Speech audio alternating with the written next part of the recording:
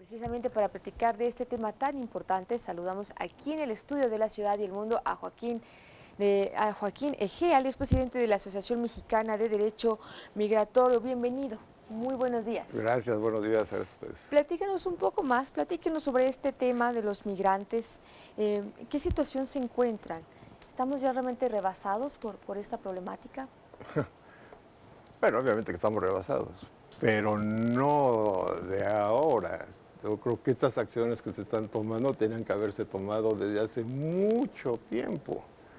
Realmente México, los gobiernos que ha tenido México han abandonado la frontera sur y no le pusieron atención, y ahora es una lástima que porque tenemos una bota encima lo vayamos a hacer, pero lo que se tiene que hacer desde hace mucho tiempo se tiene que haber hecho. Eso es definitivo. ¿Esta situación en la que se encuentran los migrantes permite que sean víctimas de las delincuencias, de los tratantes?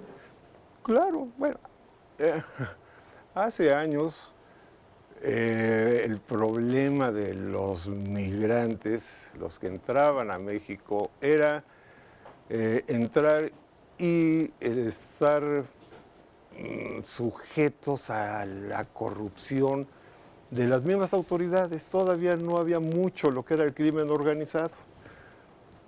A partir de hace, no sé, unos 20 años, ya entró realmente de lleno otro crimen organizado, que eran los grupos delincuenciales. Entonces se enfrenta el migrante a esas dos, tanto a autoridades corruptas como a las organizaciones criminales, y que se los van agarrando obviamente como pollos que son en todos los caminos hacia el norte. Entonces, este es el riesgo que tienen. El problema es saber y arreglar el origen de esas migraciones. Así es, muchas personas pues migran, ¿no?, por la violencia que se vive en sus lugares de origen, en búsqueda de mejores oportunidades, ¿no? Desafortunadamente es lo que los lleva a dejar prácticamente todo, ¿no? Y emprender este viaje donde pues se pueden encontrar desde delincuentes, con crimen organizado, incluso muchas veces terminan perdiendo la vida, ¿no? Pero pues pareciera que no les importa con tal de lograr este sueño, ¿no? Bueno, lo que pasa es que uno sí, la mayoría de los que vienen, en mi concepto, yo creo que sí son obligados por las circunstancias que están viviendo en su país de origen, principalmente Honduras, El Salvador, Guatemala. Pero no son mucho en cuanto a, por lo que he visto, no son tanto en cuanto a que digan, oye, me están amenazando, estoy sufriendo, estoy haciendo tanto, sino que ya el interés lógico y humano de decir, oye, tengo derecho a tener una vida diferente, aunque la violencia esté mayor que aquí, pero, caray, tengo derecho a estar viviendo de acuerdo con lo que yo veo en programas, en televisiones, en películas, en todo eso, pues a llegar a ver una cosa más, y me están poniendo un sueño americano al cual quiero yo llegar. Como humano tengo derecho, la movilidad es así. Entonces, es lo que pasa. Pero no puede de todos modos entrar a cualquier país sin por lo menos decir quién soy identificándose. Eso es lo que se tiene que tener, un control. No te estamos diciendo que no entres, nada más vamos a darte la oportunidad de que entres legalmente, digamos, o documentado, en una forma regular, y no que entres sin decir a dónde y por qué y cuáles son las razones. Claro, quién eres, ni, bueno, que no se sepa, ¿no? Nada sobre ti. Para beneficio del mismo extranjero. Así es. ¿Cuál es el origen de las migraciones de ilegales centroamericanos? Eso que acabo de decir, el origen en cuanto a los motivos que están dando esto es primero la corrupción. Yo creo que esa es la corrupción que se vive en esos países. Y desgraciadamente ellos se han mantenido muy callados, se han mantenido como en la expectativa, como diciendo, tú arréglate allá y yo aquí sigo con lo mismo, y no les importa cuánto. Yo creo que también reciben muchos ingresos de divisas, Claro. por sus extranjeros, ¿no?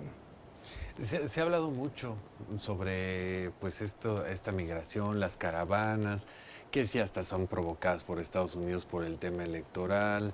De acuerdo a su experiencia, estas acciones que ahora emprende el gobierno federal, prácticamente obligado por Estados Unidos, ¿irán a dar solución a este fenómeno? Ahorita veíamos que pues ya están buscando otras rutas de ingreso. ¿Será realmente esa la solución, el desarrollo que tanto también se habla? Sí, es decir, obviamente, es decir, en el momento de que México ya dice, señores, estamos conscientes del problema que ustedes tienen, México abre los brazos, me parece muy correcto, una forma humanitaria de abrirse, ya no simulada como tenían anteriormente, pues adelante, se aprovechan de eso y dicen vamos a llegar, ahora sí ya no tenemos que estar pagando tantos miles de dólares para que nos permitan llegar hasta allá, vamos a darles, y todo el mundo aprovecha, pero ya no solamente son los centroamericanos, sino de otros países, que siempre ha habido, pero ahora más, y vemos los de África, con toda la razón, y vemos de países asiáticos, pero pues tienen todo el derecho y obviamente que va a aumentar. Ahora, se encuentran con una frontera sur que ya está más protegida. Digo que va a ser imposible, esto va a seguir igual, pero va a bajar el volumen. Ajá. A ver si con eso se contentan allá arriba. Pero sí va a disminuir, obviamente. ¿Y no se convertiría al rato en algo imparable de que empiecen a llegar? Porque se habla también la repatriación y pues pueden estar en el territorio mexicano, en este caso centroamericanos, pues esperando una solución de su solicitud de asilo. De la solicitud de asilo en Estados Unidos. Entonces, ¿de dónde saldrían hasta los recursos, todo eso? Bueno, eso es lo que pasa. Es decir, yo creo que ya de hecho está identificado México como un tercer país seguro. Pero la cosa es que ya se formalice y que tenga todos los beneficios y las características de un país seguro. Entonces llega un extranjero, sea mexicano o centroamericano, y pisa a Estados Unidos y dice, vengo a buscar asilo. Muy bien, pido asilo. Aquí te vamos a registrar. Lo que antes se resolvía quizá en 3, 4, 6 meses, ahora se lleva de 6 al doble. Es decir, en un año y medio va a resolver. Pero mientras no te voy a tener aquí, te voy a regresar al país de donde estás viniendo, que es México, y ahí te me vas a quedar esperando. Ahora, México, ¿cómo le va a hacer para estar teniendo eso? Ya parece que ahora sí, ya como que ya despertaron, el silencio triste que se estaba viendo de organizaciones internacionales, de decir, oye, ¿sabes qué? Vamos a ayudarte a ti, México, porque estás recibiendo una cantidad y tú no eres un país súper desarrollado, estás apenas queriéndote desarrollar. Y decir, bueno, ¿qué vamos a ver cómo la vamos a hacer? Como acaba de sacar ahora la ONU en Tamaulipas, diciendo, vamos a echarte una mano con tanto dinero, y si quieren regresarse a su país, les vamos a dar tanto a los extranjeros. Ah, bueno, pero esos extranjeros que se quedan, pues tienen que vivir de algo. Los absorben, entran al círculo de miseria que se tiene en el norte. Los absorben la mayoría, o pueden ser absorbidos en la mayoría por el crimen organizado. Y caray, al ratito los tenemos metidos en otras cosas.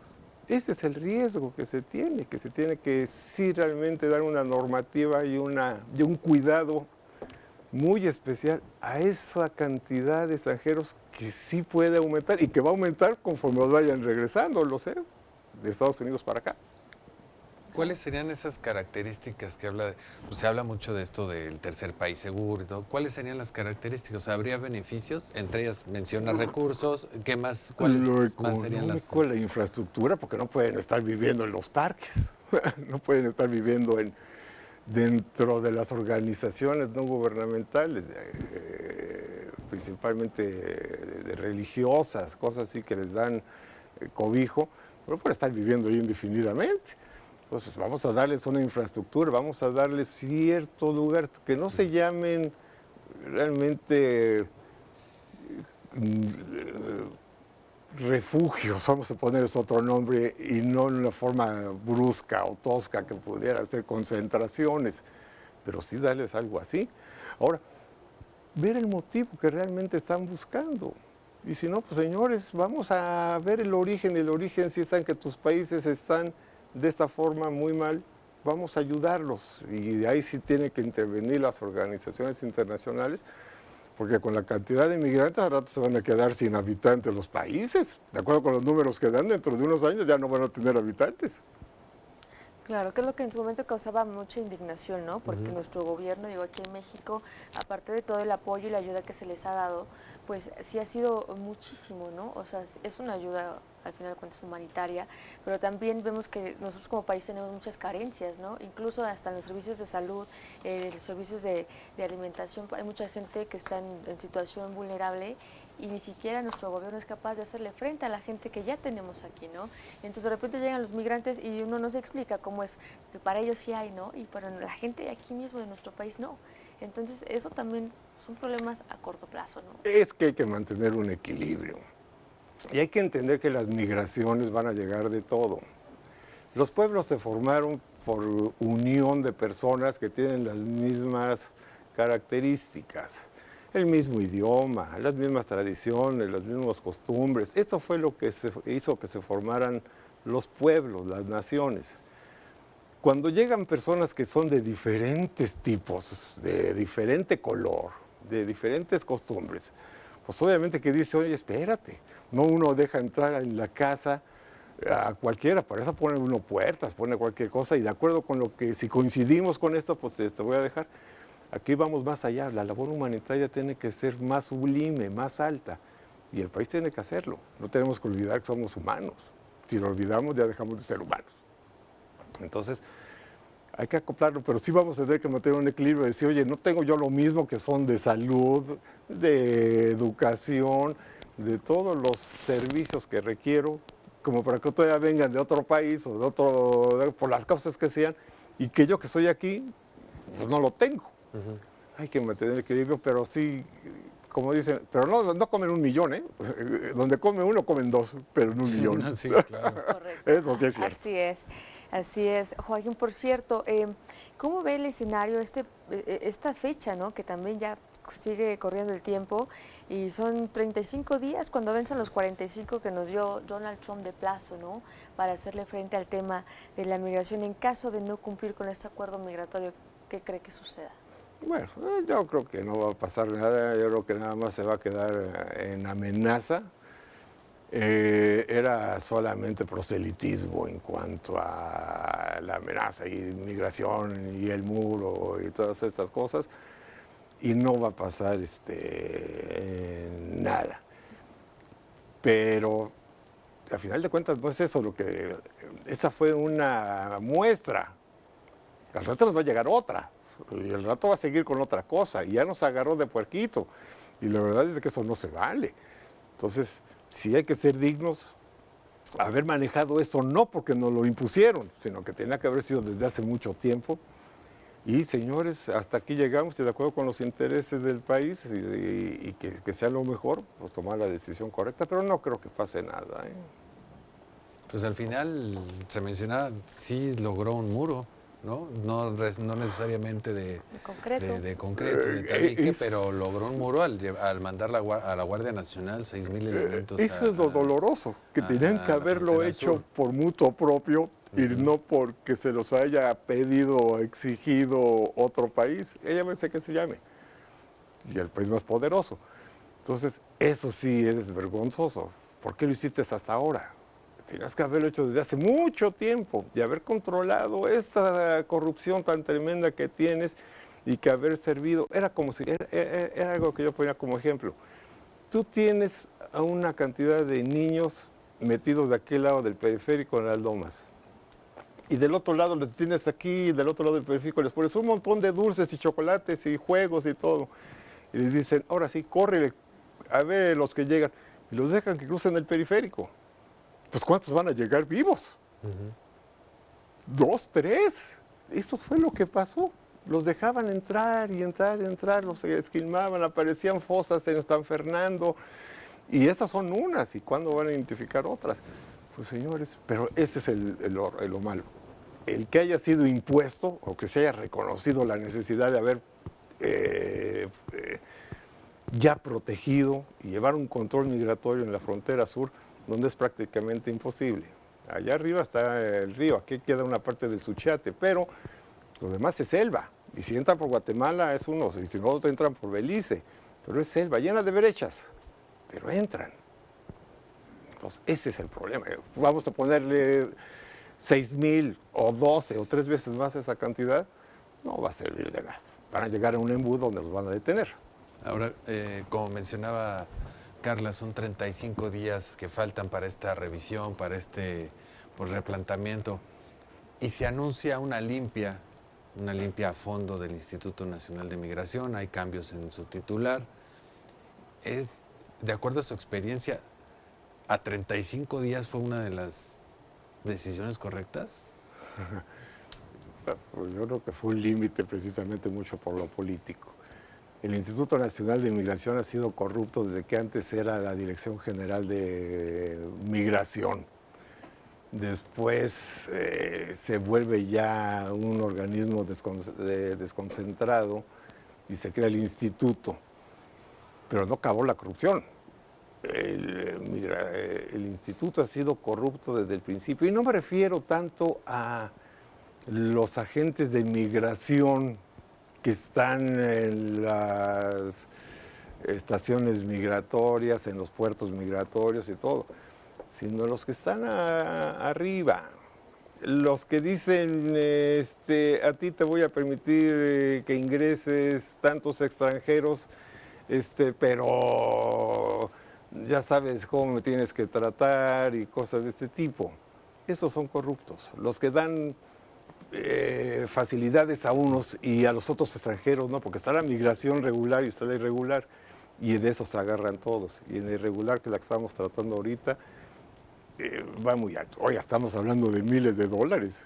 No creo que nada más se queden abajo. Alguien debe estar siendo untado en las manos, por mucho o por poco. Y desde el 2000 más o menos, con Fox, que empezaron a hacer los cambios, y después con Calderón, con la ley de inmigración y con la ley de refugio y protección complementaria y asilo, bueno, pues se ha querido mitigar. Pero si no sale la corrupción, va a seguir todo igual, ¿eh? Es mi concepto, porque lo veo. Y es complicado, ¿no? Ahora sí que poder erradicar al 100% la corrupción en este país. Pero hay que eliminar, en todas partes hay corrupción, posible, también en Estados Unidos. Lo que pasa es que allá, aquí está desde abajo hasta arriba, y allá todos los como que niveles. queda más arriba. Claro, así es. Joaquín, ¿hay algo más que nos quiera compartir? No, esperemos que el país sí encuentre una solución, que el gobierno haga bien las cosas, que salgan bien las cosas, y confianza en que no va a llegar la amenaza a apretarnos más el pescuezo. Y a tomar decisiones, ¿no? Y a Apresuradas. tomar las y a veces decisiones. erróneas. Así es, yo creo que estamos en buenas manos, vamos a ver cómo nos va. Joaquín Egea, presidente de la Asociación Mexicana de Derecho Migratorio, muchas gracias por conversar esta mañana aquí en el estudio de La Ciudad y el Mundo. Queda abierta la invitación. Esperemos No, tener muchas más gracias adelante a con un ustedes. tema tan importante como es la migración.